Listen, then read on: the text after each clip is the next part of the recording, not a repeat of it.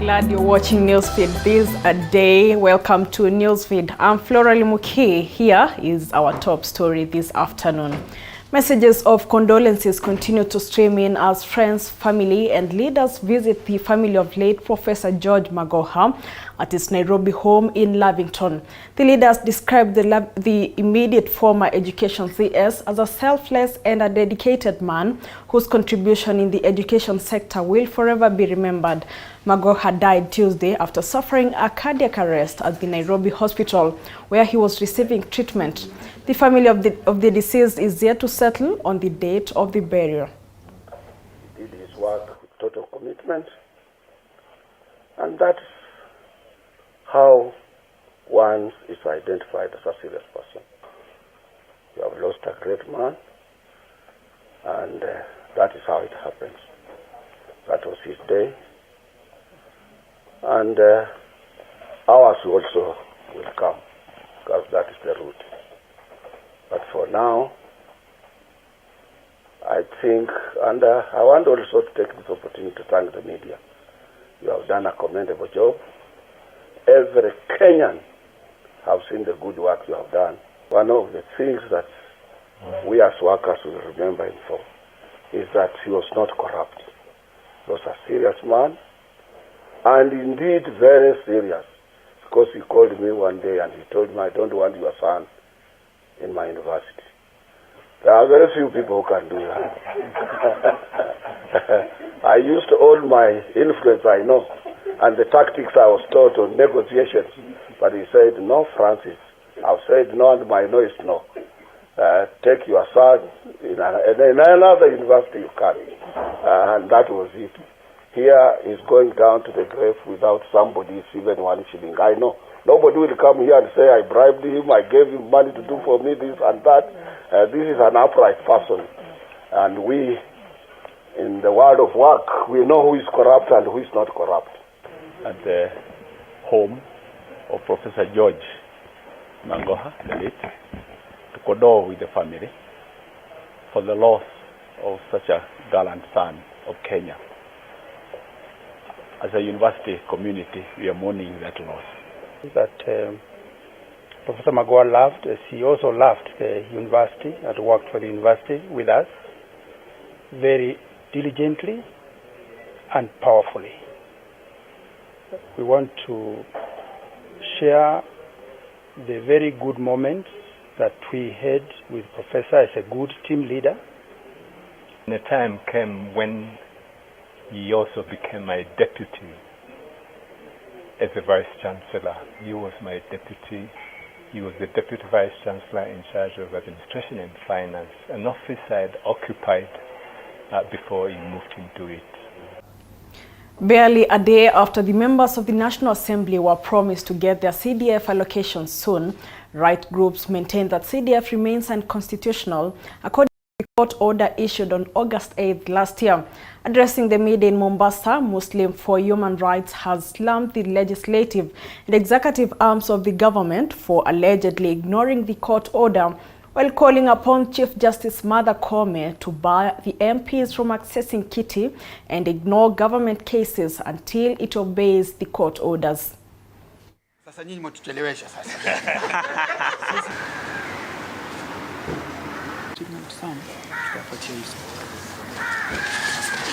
Muhuri is saddened by the impunity with which senior government officials and institutions defy the court orders, breeding a dangerous path of contempt of court, which, if unabated, risks sinking our country into anarchy.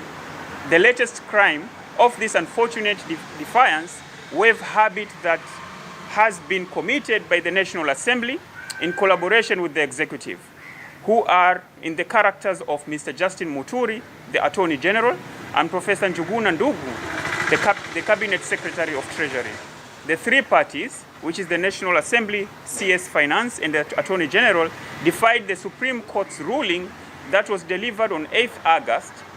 Then the Apex Court ruled that the Constituency Development Fund, CDF, is illegal and unconstitutional. In this regard, we urge the Chief Justice to stand firm and protect the integrity of the justice system and the courts. the Chief Justice must order the courts to shun away government cases until they obey court orders.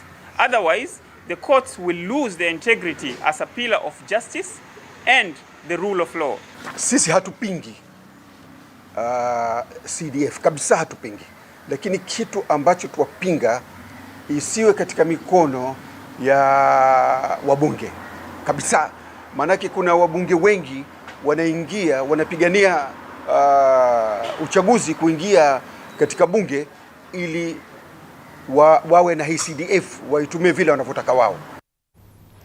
A lobby group, Operation Linda Ugatuzi, continues with its drive to collect more signatures in Mombasa County to achieve their aim on Constitutional Amendment Bill 2022. The team, led by their leader, Professor Fred Ogolla, organized a peaceful procession in Mombasa while highlighting the nation's economic status, citing that the economic model adopted by the Kenya Kwanza government will not work for the nation, rather oppress the local mwananchi with increasing cost of living. So far, Linda Ugatuzi has collected over 320,000 signatures. The dollar is doing very bad because of the hustler economic model, the bottoms up. We asked the president to swallow his pride, withdraw that model and bring back what was working, because Kenya was working before. Let him stop firing Uhuru's staff, reversing his projects. We will have what's called dead capital. We want the president to take back the economy to where it was. A rich citizen makes a rich nation. Therefore, we want rich-driven policies, not hustler-driven policies. A sufferer cannot be a rich person. And when you have a nation of sufferers, a nation can only be poor. That's why everybody is crying for money. The pending bills, the wage bills which are in the country, county level, national government is a problem. Let him fix them. And we ask coastal people to embrace wisdom, indigenous wisdom here, hekima mashinani. Also want them to embrace how to use their own resources here, rasilimali mashinani, and then get the fruits, which is matunda mashinani, so that they can get their own respect, which is called heshima mashinani. Dreaded Pangani-based police officer Rashid Ahmed, linked to the death of 2 boys in Eastleigh, has been ordered to surrender to DCI Garissa Township. Justice Kanyi Kimondo instructed that upon surrendering to DCI, Rashid will be escorted to Nairobi before being taken to Mathare Mental Hospital for psychiatric examination. Lawyer Danson Omari informed the court that his client was unable to attend the court in person because of family engagements. For further directions, it has no return date. My Lord, what is before you is a petition that was filed before the suspect appeared. In your petition, dated or a psychiatric test has not been conducted. It can only be done, as is the tradition of the High Court in Nairobi, at the Mathare Teaching and Referral Hospital, Nairobi. 3. Accordingly, I order that the suspect, Sergeant Ahmed Rashid, shall surrender himself to the DCIO offices, Garissa Township, either to Mr. Muli, who is the Assistant Superintendent of Police, or the senior-most officer at that station, or in the alternative, to the CCIO, Commissioner of Police Charles Dungo, before the end of today's date. The suspect shall then be escorted to Nairobi to take the said psychiatric examination. 4. In default of doing so, a warrant of arrest shall then issue. 5. For the appointment. Over 309 vulnerable families living in the slums of Bori West, Meru County, have benefited with relief food from the government aimed at cushioning them against the ongoing famine in the area. This as 80,000 people face starvation in the county. The relief food that was distributed door to door by the local administration consisted of 21 kilograms of rice and 6 kilograms of beans to last them for 2 weeks in the 5 slums of Mukuri, Riverside, Kongoni, Kairiri and Mitumba. According to Rose Karema, Mukuri area manager, the most affected Buri residents were old people since they don't have anyone to depend on his part. Buri West Sub-County Deputy County Commissioner Kipkoech Labat stated that most people who are affected are from the slums because they don't have a land to farm. Tunashukuru kwa vile mnatufikiria na kutuletea chakula kulingana vile mmetufikia, tumeshukuru. Zaidi ya yote hata maji ili hatuna, tunaenda kusota mali mbali, na ingekuwa mzuri kama serikali mungetufikiria kuhusu maji na vile tungesaidika handi kwa upande wa chakula. Sisi iko na miaka 4 vile kunyesha hapa Timau, na tulikuwa na njaa sana mingi, hata tutoto tunashindwa na kuenda shule. Sasa sisi tuko na njaa tu, hata waleo mbwa bando nyesa. Ukienda kwa mtu ukaomba ukapewa ukakula. Kwanza tunategemea sana kuenda kuomba Wakadogo. Tunaenda kuomba wakitauni hapa Wakadogo, akatupea unga mtu kilo moja tukaenda nyumbani. West we have around let's say 40,000, that's around 8,000 households in need of food. But because the food the government is bringing is not enough, we have decided to do targeting. We go for those the most vulnerable of all in all the sub-county. A court in Mumias has dismissed the case filed challenging Stephen Maloba Swin as member of County Assembly for Kisa East Ward. Magistrate Thomas Obuto dismissed the case filed by Douglas Shitote, saying that his claims are baseless. Shitote told the court that violence experienced on election day at Eshibanga destroying ballot boxes and papers that were not tallied. He urged the court to nullify Maloba Swin, saying Eshibinga polling station was his stronghold and that he might have won if Eshibinga votes were counted. Maloba was declared winner after garnering 1,793, followed by Shitote, who got 1,394 votes.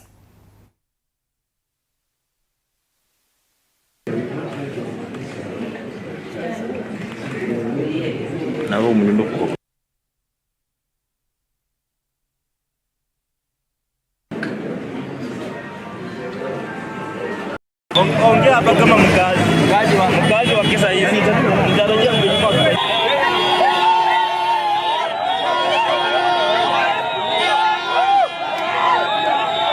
The returning officer was categorical in his evidence that the ballot papers were destroyed by goons and therefore there was nothing to tabulate.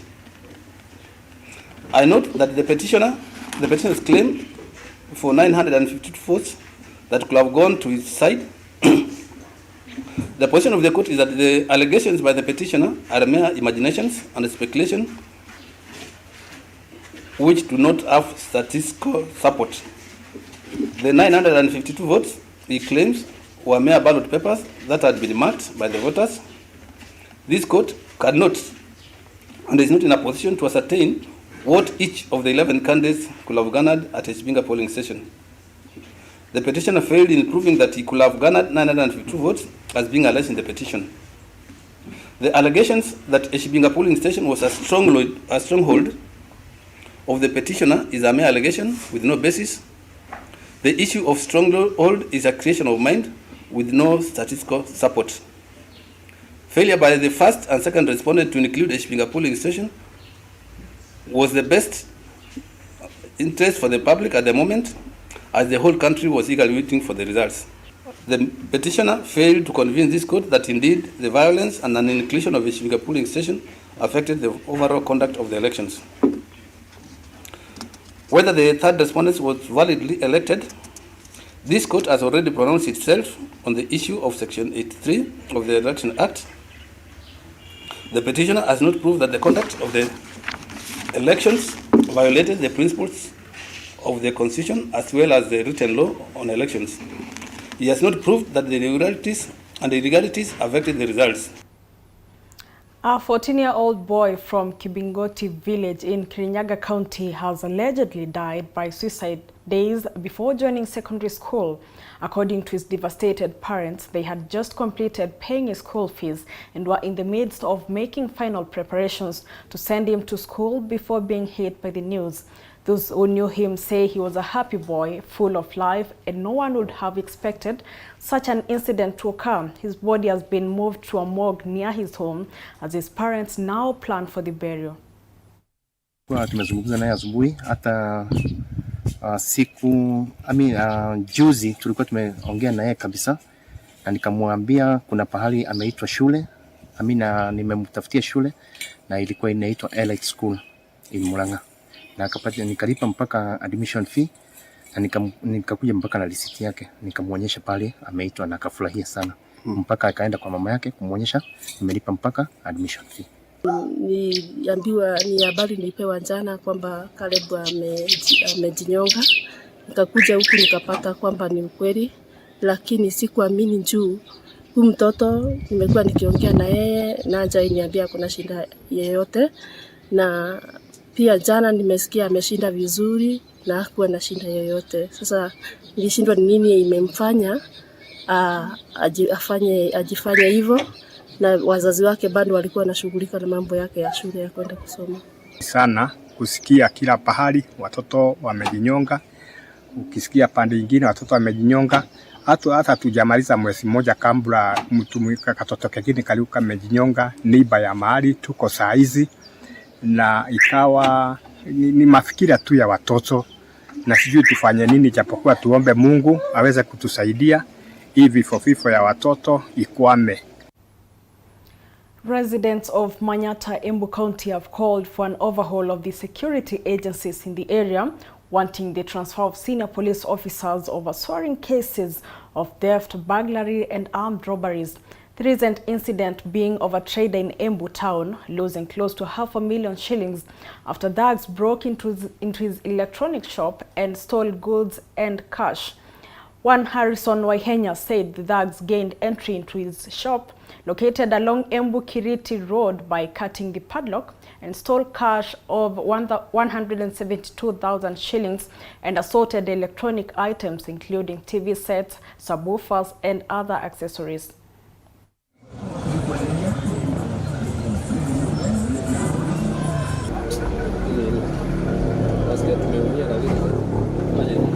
Na vile nimpata mlango imevunjwa, nikapata ni kama uwanja. Duka yangu ilikuwa imefagiliwa kila kitu. TV kama za 43 inch zimeenda, vitu kama maufa zimeenda, na kushangaza sana waliiba wakaiba mpaka baiskeli. Na hizo vitu nimeibiwa vitu mingi sana. Hata vitu ndogo ndogo, vitu kama machine za kunyoa zimeenda, accessories zimeenda, na si jambo ya kawaida. Mimi nimekuwa hapa kwa hii biashara kwa miaka 15 kwa hii duka, na sijakuwa mtu ambaye nimeibiwa hata siku moja, lakini jana imekuwa ni siku ya ajabu sana kwangu, lakini nashukuru Mungu kwa sababu kila kitu fanyika ikiwa na jambo. Kwa sasa mimi nashindwa nitaanzia wapi, kwa sababu kazi yangu sijui nitaanza wapi ama nitafanya nini. Manake zile vitu nimeibiwa si vitu kidogo. Nimeenda hasara kama vitu peke yake, nimeenda hasara ya kama around 450,000, na kuna pesa nilikuwa nimeweka mahali ambapo watu wanaekanga pesa, na hata hizo nimepeta zimeenda 172,000. A Machakos man has been charged for publishing false information about Governor Wavinya Ndeti on social media. The man was arrested in Mombasa and transported to Machakos, where he was arraigned before Machakos Principal Magistrate Mary Otindo. The prosecution told the court that on diverse dates between the 1st of December to 31st of December 2022, Mr. Mwendo published false information aimed at discrediting the reputation of Machakos Governor Wavinya Ndeti. The remarks were published on Ukambani Politics WhatsApp group. The matter will be heard on 13th February 2023.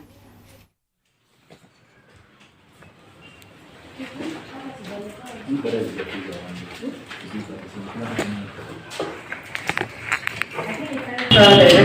for number 1 today, 13th of February 2023. In the meantime, the first person is of right is granted the aid of Kenya shillings 200,000, surety bond, Kenya shillings 200,000, or cash bail of Kenya shillings 50,000, or to be remanded in custody. What is the date again of 13th of February, before court number 1.